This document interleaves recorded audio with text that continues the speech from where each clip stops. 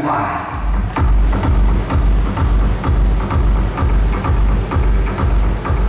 Alright, thank you so much. There you go, ladies and gentlemen, our set of judges who will be determining our winners for tonight and members of the tabulating team to give us a credible result.